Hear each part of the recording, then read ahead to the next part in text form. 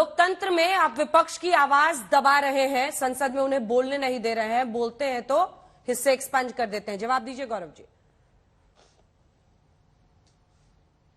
धन्यवाद। देखिए, यही उम्मीद मैं कर रहा था कांग्रेस की प्रवक्ता से, और यही राहुल गांधी के भी लक्षण हैं। अंजना जी, संविधान तो पढ़ेंगे, अनुच्छेद 105 तो पढ़ लिया, लेकिन उतना ही बताते हैं जितना इनको सहूलियत होती है, पूरा नहीं पढ़ते हैं।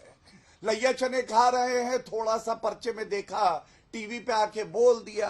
अरे 105 तो मैं भी लाया हूं। मैं 105 में जो ये अभिव्यक्ति की आजादी होगी एक सांसद की, उसमें 2 कंडीशन है, वो अधीन है। कहता है सब्जेक्ट टू, और सब्जेक्ट टू क्या? सब्जेक्ट टू वो कहता है जो बाकी प्रोविजंस है संविधान के उसके, और दूसरा जो पार्लियामेंट चलने का प्रोसीजर है और रूल्स है उसके अधीन है अभिव्यक्ति की आजादी। अब उस रूल पे आते हैं, किस रूल का उल्लंघन किया? सबसे पहले इन्होंने उल्लंघन किया कि अगर प्रधानमंत्री जी के बारे में आपको वक्तव्य देना था तो रूल 353 में अंजना जी एडवांस नोटिस देनी थी राहुल गांधी को। लेकिन 353 तो बहुत दूर का रूल है। राहुल गांधी तो रूल नंबर 1 और 2 पढ़ते हैं, थक जाते हैं। 353 तक तो पहुंचने में अभी दशक लगेंगे। नोटिस तो दिया नहीं। दूसरा, आप याद करिए, संसद के पटल पर राहुल गांधी का बयान क्या था? उनसे पूछा सभापति जी ने, उन्होंने कहा कि आप प्रमाण दीजिए, तथ्य देना आवश्यक है। उन्होंने कहा मैं दे दूंगा। आज तक दिए क्या?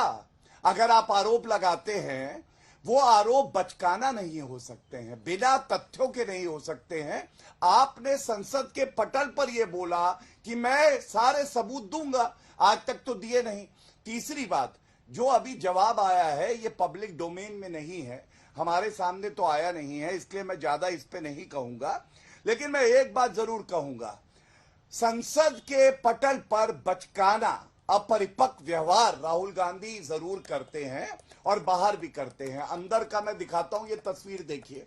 आपने कभी किसी सांसद को देखा है अंजना जी जो कि आंख चमका रहे हों?